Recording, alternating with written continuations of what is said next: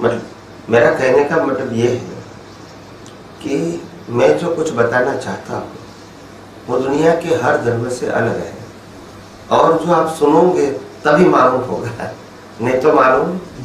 कहने का मतलब इसलिए आप जिस परंपरा को जानते हो, धार्मिक परंपरा को, ये धार्मिक परंपरा की बात नहीं है, ये आध्यात्म की बात है। आध्यात्म की बात सिद्धांत पर होती है, सनातन सत्य पे होती है, कुदरत के कानून पे होती है, जो कभी परिवर्तन। और धार्मिक बात वो सांप्रदायिक होती है, श्रद्धा के मार्ग पे होती है, और हर समय समय पे उसके नीति नियम परिवर्तन भी होते हैं। तो दोनों एंगल क्या है? अलग है। यहाँ परिवर्तन होता रहेगा, या सांप्रदायिक बात है, और सबकी मान्यता क्या है?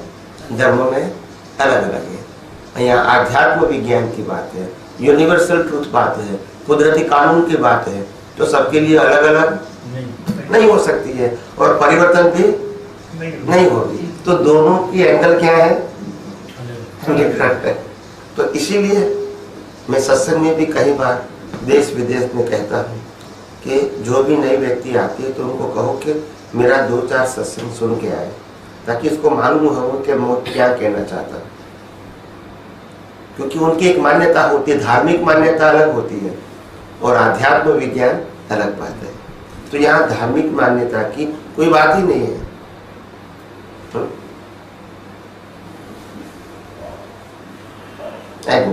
तो कहने का मतलब यह है कि ये आध्यात्म विज्ञान जो है, ये आध्यात्म विज्ञान, ये विज्ञान हमारा नहीं है, और ना ही विज्ञान में हमको कुछ करना है, मगर ये दुनिया और सृष्टि और ये हमारा मन वचन काया रूप जीवन, कर्म और कर्मफल, ये सृष्टि कैसे चलती है इसको सिर्फ समझना है। क्या करना है? समझना है। करना कुछ है विज्ञान की तरफ से, विज्ञान को अनुभव करने के लिए कुछ करने की जरूरत नहीं है। आप समझे? मगर धर्म में सब कुछ करना है, विज्ञान में करना नहीं है। तो हमारे तीर्थंकर भगवान भी यही बताते हैं, हम 24 आवर्स मन वचन काया से मुक्त रहते हैं। किसे मुक्त रहते हैं? फिर मन वचन क्या काया क्या करती है वो हमारा शब्द नहीं है। इसको तो एक दिन जला दिया जाएगा, मगर हम जलने वाले, अगर हम इससे जुड़ गए तो इनको जो होगा वो हमको भी होगा। अगर जुड़ गए तो, अगर अलग रहते हैं तो इनको जो कुछ भी होगा वो तो उदय कर्म के अधीन है, मगर हमको कुछ नहीं होगा, क्योंकि हम क्या हो गए और अलग हो गए। राग द्वेष भी नहीं होगा, कसाई भी नहीं होगी, कर्म भी नहीं होंगे। बराबर है कि नहीं? तो इसमें भगवान, गुरु, मंदिर, मंत्र, क्रियाकर्म, पूजा पाठ, ऐसा कोई चीज आती नहीं है। तो ये बात को समझना पड़ेगा, और हमारे हर तीर्थंकर के पास यही विज्ञान था। इसीलिए कोई भी तीर्थंकर है, कोई भगवान की बात नहीं कही, कोई गुरु की बात नहीं कही, कोई मंत्र की बात नहीं की, कोई मंदिर की बात नहीं की, आप समझे, कोई रिचुअल्स की बात नहीं की। तो ये क्योंकि उसको मालूम है यही तो धार्मिक संसार है। क्या है?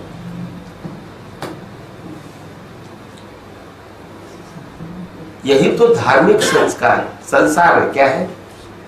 जैसे ये बाह्य संसार है, ऐसे ये धार्मिक संसार है। धर्म भी एक संसार है, धर्म से भी पाप पुण्य होता है। अगर मैंने धर्म किया तो पुण्य हुआ, नहीं किया तो बोला पाप लगेगा आपको। कहते हैं कि नहीं करते? तो धर्म भी पाप पुण्य से जुड़ा हुआ है, और ये बाह्य संसार भी पाप पुण्य से जुड़ा है।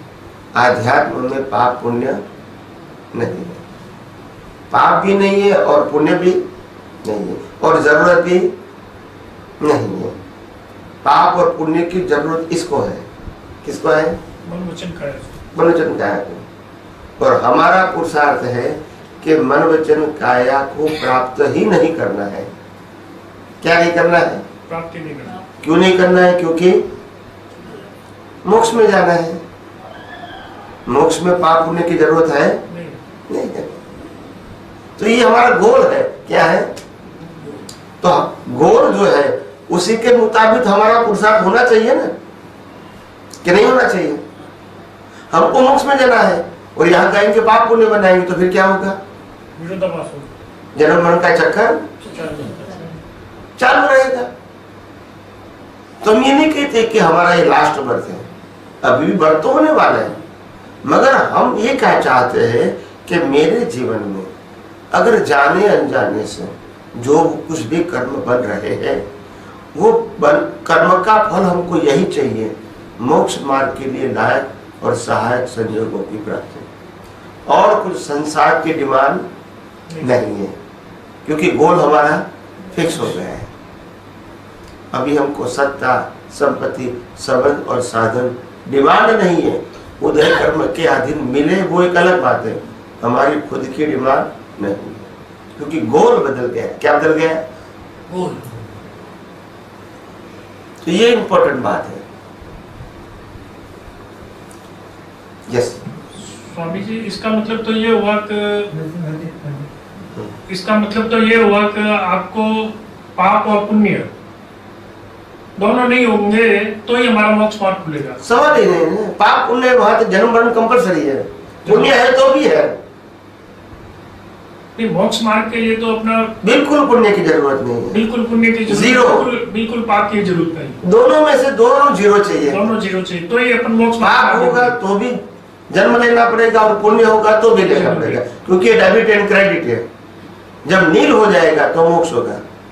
मोक्ष होगा, लेकिन मोक्ष मार्ग में आगे बढ़ने के लिए, मोक्ष मार्ग में आगे बढ़ने के लिए, मोक्ष मार्ग के लिए लायक और सहायक संयोग चाहिए। लायक और सहायक, बराबर। आप समझे? संसार के लिए लायक सहायक नहीं चाहिए, मोक्ष मार्ग के लिए लायक और सहायक। बहुत बढ़िया, बहुत बढ़िया। सभी तीर्थंकर राजकुमार थे, राजमहल में पैदा हुए थे, राजमहल में पैदा हुए थे, ठीक है? कोई व्यक्ति गरीब के घर में पैदा नहीं, कोई तीर्थंकर नहीं हुए थे। क्यों? क्या उसकी भावना थी कि मेरे को राजमहल मिले? नहीं, वो तो उनका कर्म फल था।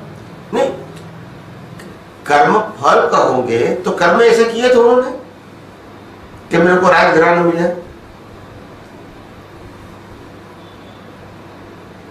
बोलिए एक बार भावना की, मोक्ष मार्ग की भावना की थी, उसके लिए ये सानिध्य मिला, तो संपूर्ण सब चीज मिल गई, उसका फिर उन्होंने त्याग कर दिया और साधना। मेरा कहने का मतलब ये है कि तीर्थंकर कभी ऐसे मांगेंगे कि मेरे को नेक्स्ट बर्थ में महल चाहिए? मैं प्रश्न ये करना चाहता हूँ। कैसे मिले उनको? मैं वही तो आपको प्रश्न करना चाहता हूँ कि बाद में उत्तर दूंगा आपको। वो तो उन्होंने छोड़ के वो नहीं, मगर मिला क्यों?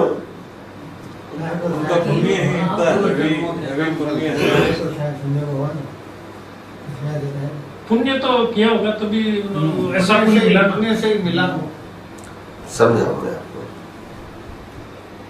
उनकी जो पुण्य की क्वालिटी होती है वो क्या होती है?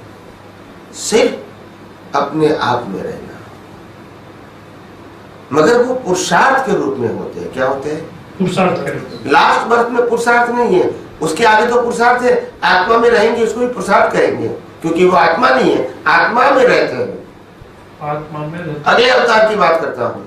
लास्ट बर्थ में तो आत्मा हो गए, तो अभी रहने की जरूरत नहीं है। इसलिए मैंने कहा लास्ट बर्थ में माता के गर्भ में से ही स्वस्वरूप खुला हो जाता है 100%, और प्रतिष्ठित आत्मा होता नहीं है, जिसे पुरुषार्थ करते हैं वो होता नहीं है। क्यों नहीं होता है? जरूरत नहीं है। जब जो पाना था वो माता के गर्भ में से ही पा लिया, फिर पुरुषार्थ ही नहीं करना है तो उसकी जरूरत क्या है? और शरीर तो मिलेगा, जो कर्म बंध लिया है तो भुगतान के लिए तो मिलेगा, इसमें कोई ऑप्शन नहीं नहीं है। मगर पुरुषार्थ नहीं है तो प्रतिष्ठित आत्मा भी नहीं मिलेगा, और नहीं मिलेगा तो कर्म भी नहीं बनेगा। मगर अगले अवतार में जो मैंने पुरुषार्थ किया आत्मा में रहने का, उस समय मेरे को संसार की कोई भावना नहीं थी, मगर मैं आत्मा में रहने का जो पुरुषार्थ किया था, इससे सभी प्रकार के अज्ञान नष्ट हो गए। क्या हो गए? अज्ञान नष्ट हो गए। और इसीलिए मेरा जो भावना थी पुरुषार्थ की, उसका जो क्रेडिट मिला वो क्योंकि मेरा तीर्थंकर का बर्थ था, लास्ट बर्थ, और इसीलिए इतने अनुकूल संयोग दिए कुदरत ने मेरे को, मेरी हाई प्रकार की पुण्य की क्वालिफिकेशन से, पुण्य की जो क्वालिटी होती है, इससे मेरे को माँ बाप भी ऐसे मिले, राजा रानी, महल मिला, नौकर चाकर सब कुछ मिला। मगर ये मेरी डिमांड नहीं थी, आप समझो, पहले मेरी डिमांड नहीं थी, पुण्य की। और मेरी पुण्य की क्वालिटी थी कि मेरे को मोक्ष में जाना है, तो संसार बढ़ाना है, पैसा कमाना है, परिवार को चलाना है, ये मेरा सब्जेक्ट नहीं था। मिला जरूर मगर सब्जेक्ट नहीं था। तो इसीलिए मेरे को सब कुछ हाई क्वालिटी का मिला, मगर वो भी भुगतान के लिए नहीं। क्या बताया? मेरे पुण्य का फल के रूप में नहीं मिला है, मगर मेरी डिमांड से नहीं मिला है, मेरे क्वालिटी और कर्म से मिला है। और मेरी डिमांड में संसार था ही नहीं। क्या नहीं था? तो कहाँ जाने का था? मोक्ष में। फिर भी मेरे को मिला हाई क्वालिटी के संयोग, और जब मेरे को मिला तो मैं पैदा भी हुआ, बड़ा भी हुआ। मगर क्योंकि मेरी डिमांड नहीं थी, तो जब मैं दीक्षा लेके चला जाता हूँ तो कभी पीछे मुड़ के नहीं देखा, क्योंकि मैंने मांगा भी नहीं था, तो मैंने छोड़ा, वो भी सब्जेक्ट। मगर जिन्होंने मांगा था कि मेरे को महल वैभव सब कुछ मिले, और पुण्य है तो मिलेगा भी, मगर जब चला जाएगा तो दुख भी होगा। इनको जब प्राप्त हुआ तो सुख नहीं, और जब छोड़ दिया तो क्योंकि उसकी डिमांड भी नहीं थी ना। तो ये बात समझना है। सभी तीर्थंकरों को ये तो राजकुमार या राजयोगी मिला है सबको। अच्छा, ऐसा हर एक 24 में होता है? हर 24 के तीर्थंकरों को यही मिलता है, कुछ कुल मिलता उसकी है। पुण्य ही ऐसी ना, पुण्यानुबंधी पुण्य होती है हाई क्वालिटी की। वो इसको भौतिक नहीं बोला जाता है। क्या नहीं बोला जाता है? भौतिक भौतिक नहीं। ये आध्यात्म की आपकी जो भावना की क्वालिटी उतनी हाई क्वालिटी की है कि इसके मुताबिक आपको ये बाहर के संयोग मिलते हैं, ताकि आप अपने आप में 24 आवर्स रह सको, क्योंकि वो आपकी भावना है। नहीं तो आप छोटे घर में पैदा होते तो खाना पीना कपड़ा सब कुछ के लिए संघर्ष करना पड़ेगा। आप समझे? तो वो आपको पाप पुण्य से नहीं मिला, हाई क्वालिटी की आध्यात्म की भावना थी अगले अवतार में, और वही ज्ञान में आपको लास्ट बर्थ में रहना है। तो आपको बाकी की सब सुविधा देना वो कुदरत का काम है, मगर वो उसका वो डिमांड है नहीं। उन्होंने तो यही मांगा था, बस मेरे को मोक्ष मार्ग के लिए लायक और सहायक संयोग चाहिए, जो भी है वो। आप समझे ना? और उसी के अनुरूप इनको संयोग मिला, घर के लिए, परिवार के लिए, पैसे के लिए, खाने पीने के लिए कभी सोचना नहीं पड़ेगा। मुझे ऐसा थोड़ा सा याद है, मैंने ऐसा एक बार सुना है, तीर्थंकरों को जिस किसी भी ने भी देखा है उनको मोक्ष हुआ है उस समय। तो गलत बात है, गलत बात। तीर्थंकरों को तो कितने हम सब देख कर आए, कितनी बार इनका दर्शन करके आए, उनकी देशना में बैठ कर आए। लेकिन उस समय हमने माना नहीं होगा उनको। मानना न मानना अलग बात। आपने कहा देखा है तो फिर देखने का मतलब फिर मानने मनने के बाद क्या है? जब आपने कहा देखा है तो फिर मैंने मोदी साहब को देखा है, मानो ना मानो मतलब देखा तो है ना। तो देखना एक अलग बात होती है, मानना न मानना अलग बात। मानना मानना का मतलब पहचान, पहचान एक अलग बात होती है। देख तो कोई भी सकते हैं, तो इससे कुछ नहीं होता है, ज्यादा से ज्यादा पुण्य होगा बस, और कुछ नहीं। उनकी अंतर्दशा जो है, अनुभव दशा, केवल ज्ञान की, तो केवल ज्ञान तो आत्मा का स्वभाव है, मगर जो केवल दर्शन जो उसके उदय कर्म में है, क्या है? उदय। केवल दर्शन उसके उदय कर्म में है, मतलब उनको पूरा संसार, ये पांच तत्व, पांच तत्वों से दिखता है, और छठा तत्व है आत्मा। सभी अवस्थाएं पांच तत्वों से दिखती है, इसीलिए न राग होता है, न द्वेष होता है, न कुछ पाना है, न कुछ खोना है, न भीख है, न भय है।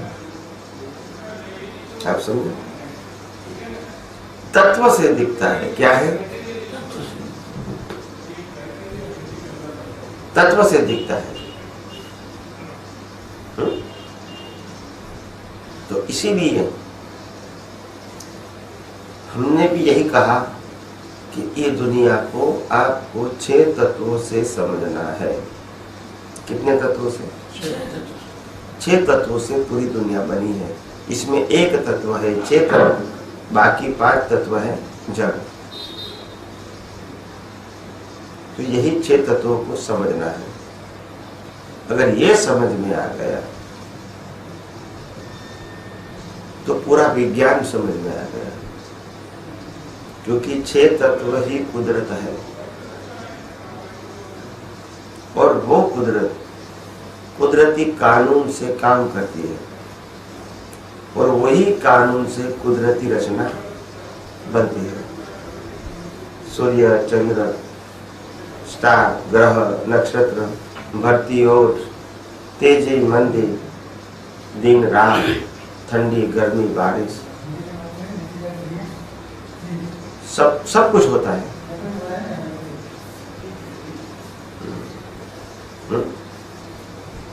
तो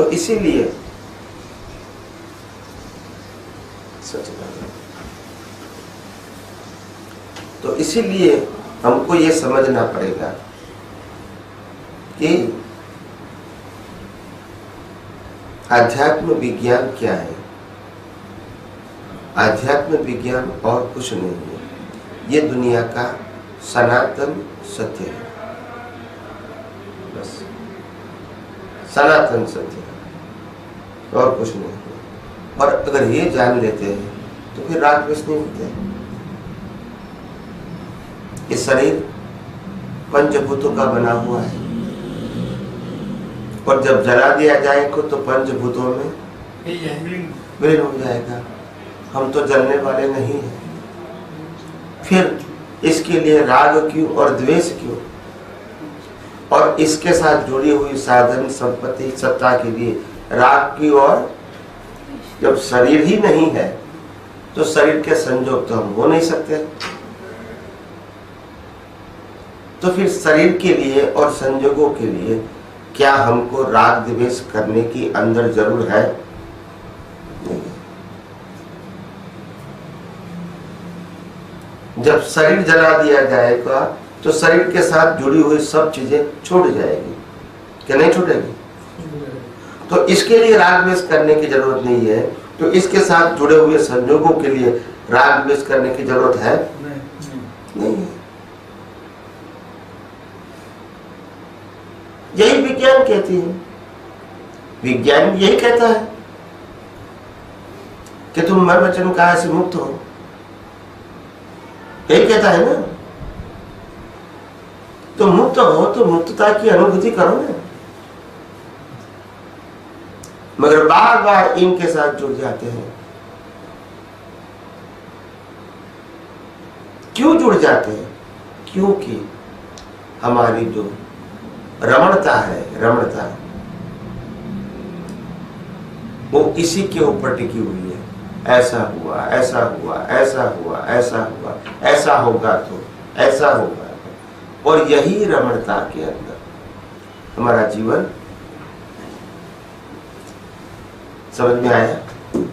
तो इसीलिए ज्ञानी कहते हैं संसार की रमणता मत करो। भुगतान जो है शरीर को वो नहीं तो। रमणता का मतलब ज्यादा डीप में जाने की जरूरत, ज्यादा सोचने से कोई फर्क नहीं होगा। इसको रमणता बोलते हैं। क्या बोलते हैं?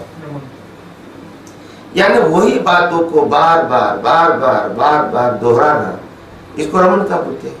सामने आया और चला गया, संजोग खत्म हो गई बात। सुख मिला, दुख मिला, जो भी मिला मान्य है, मगर ज्यादा उसमें डीप में जाने की जरूरत नहीं है।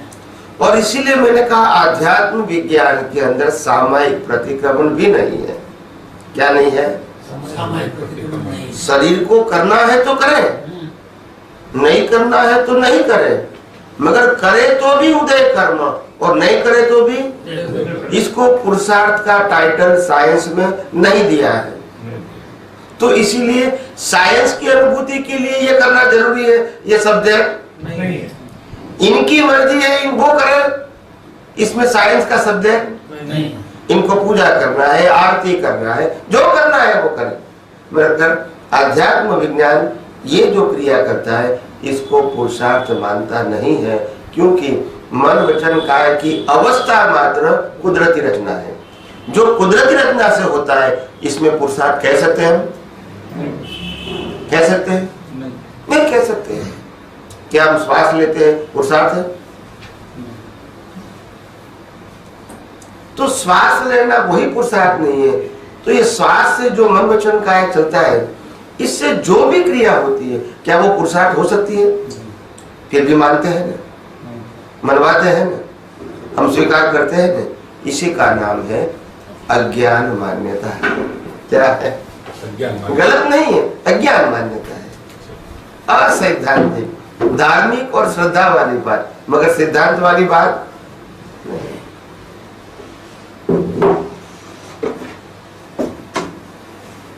तो एक न एक दिन हमको अगर आगे बढ़ना है तो विज्ञान एज इट इज समझना पड़ेगा।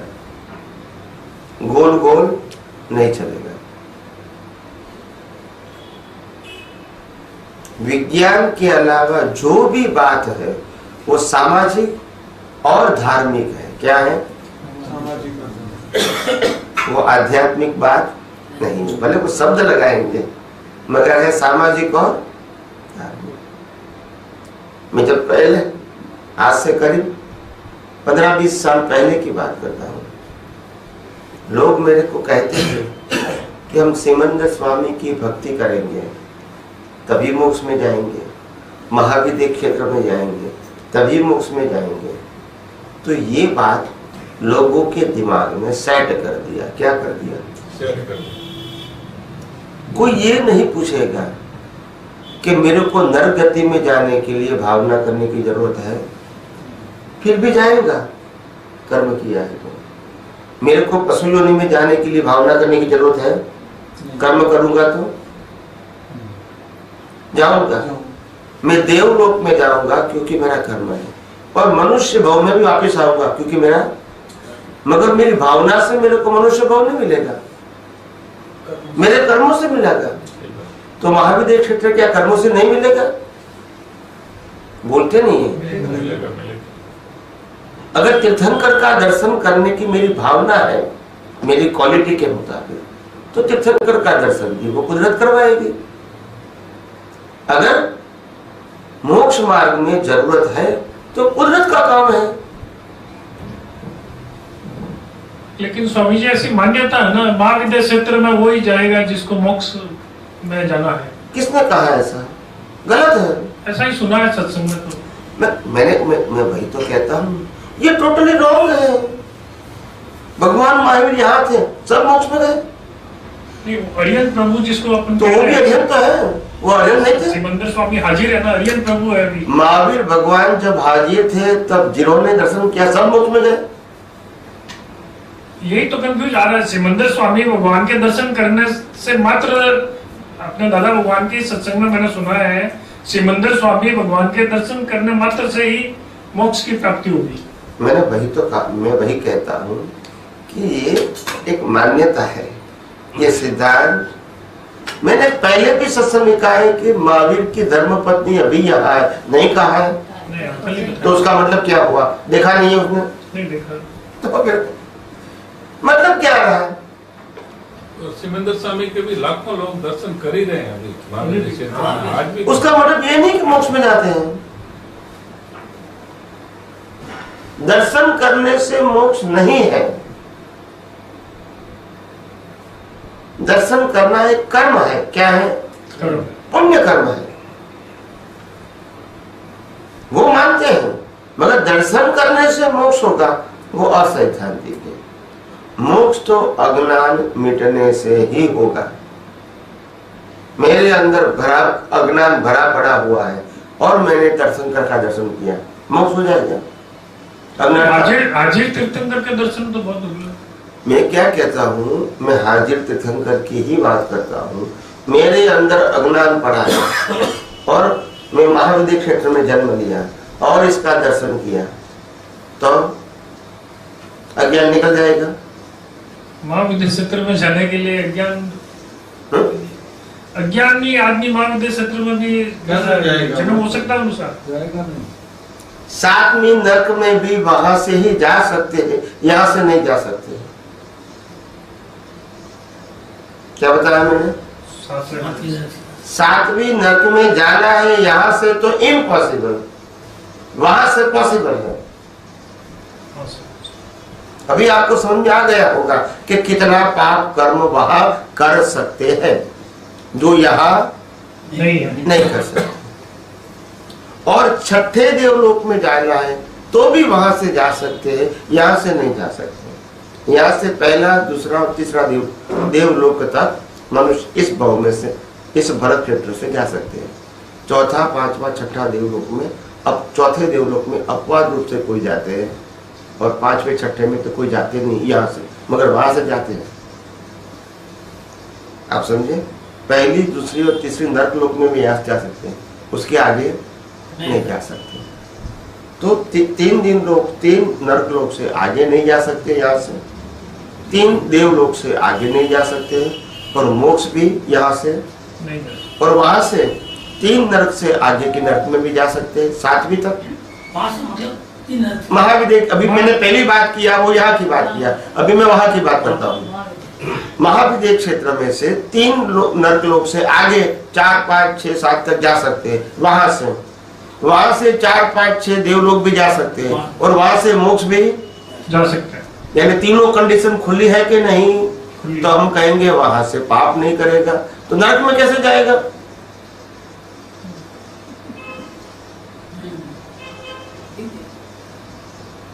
आप समझे?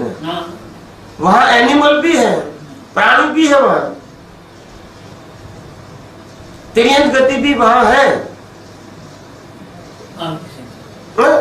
बराबर। हमारी भ्रांति में ये था कि वहाँ पे 20 तीर्थंकर विराजमान है, तो वो महाविद्य क्षेत्र है जो सब मोक्ष मार्ग में जाने वालों के लिए ही है।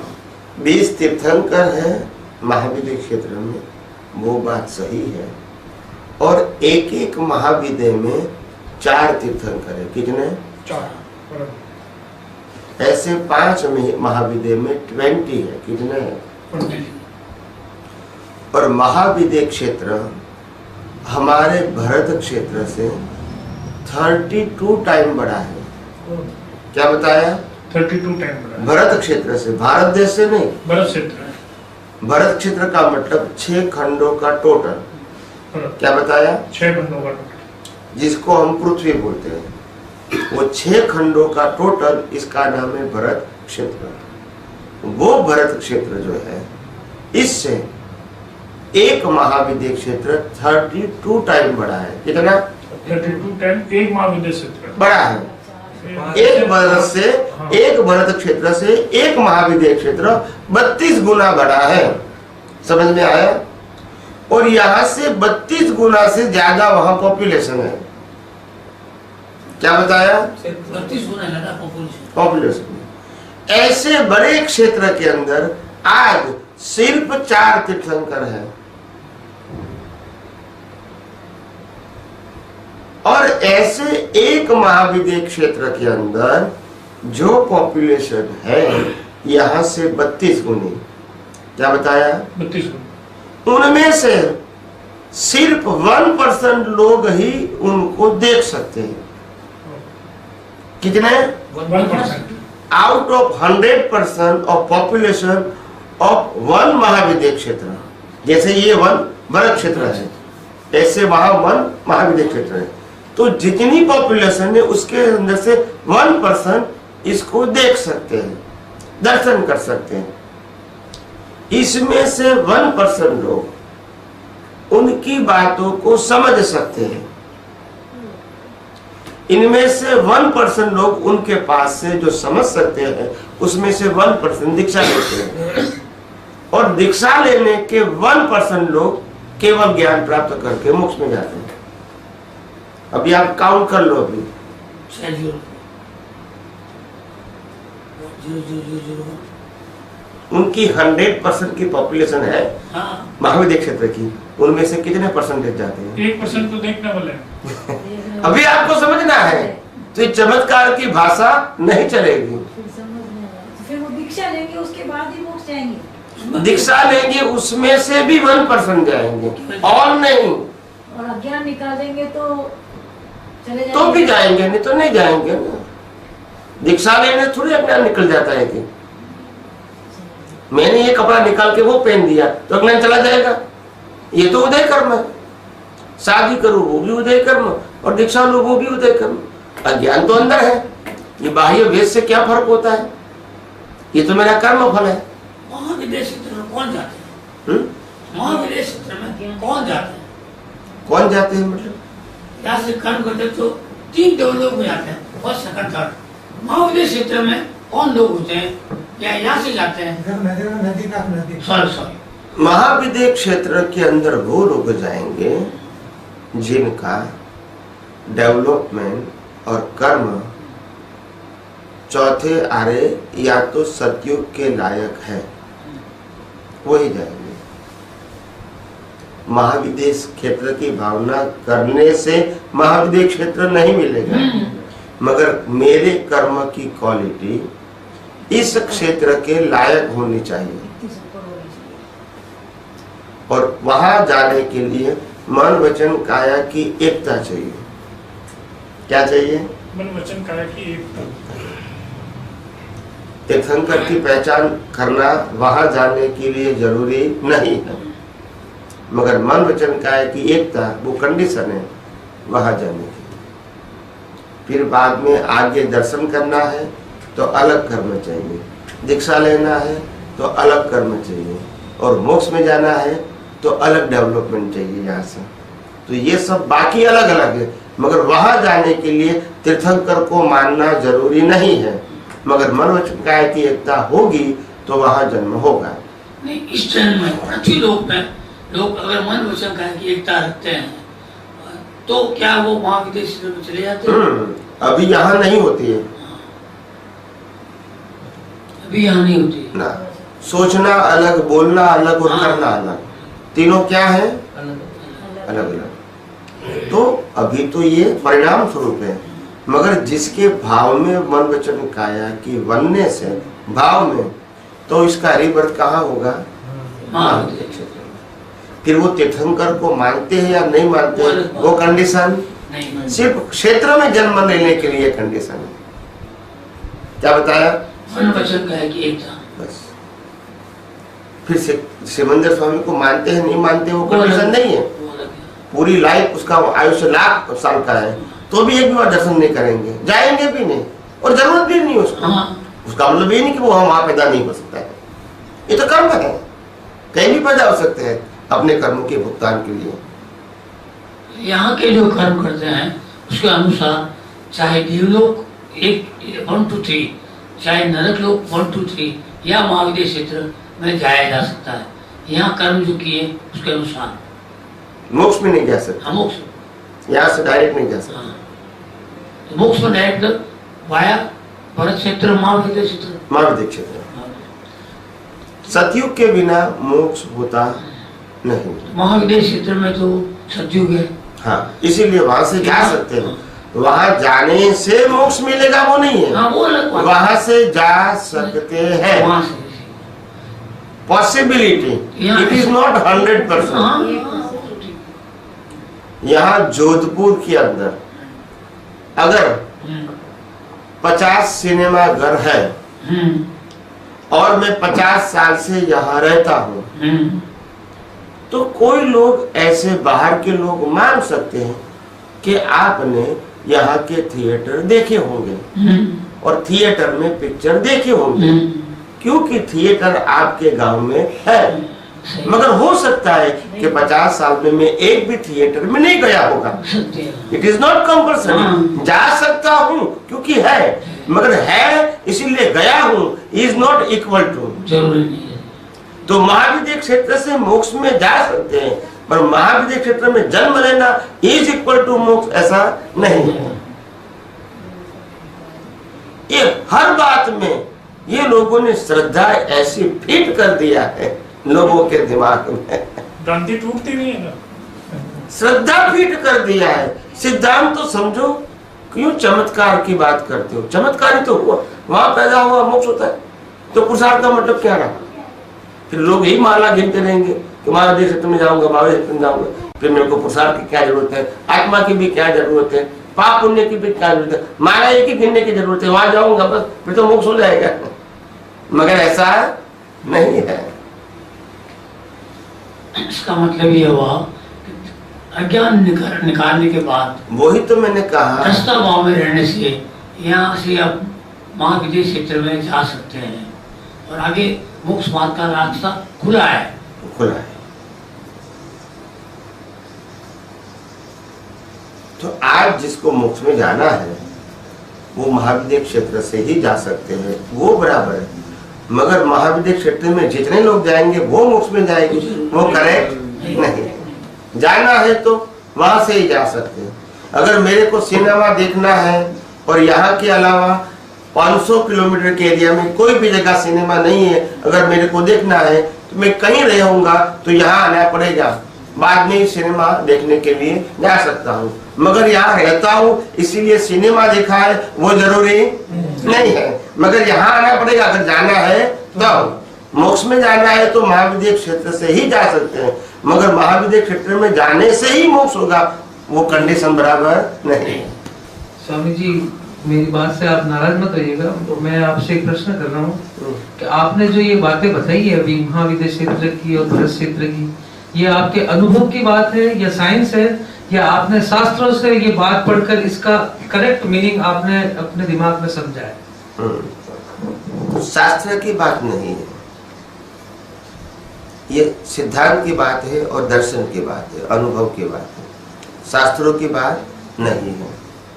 मैंने पहले भी सत्संग में बार बार कहा है कि जब 25 साल का बाप 25 साल के जीवित बेटे को समझ नहीं पाता है, इसको कहते हैं जनरेशन, बराबर है कि नहीं?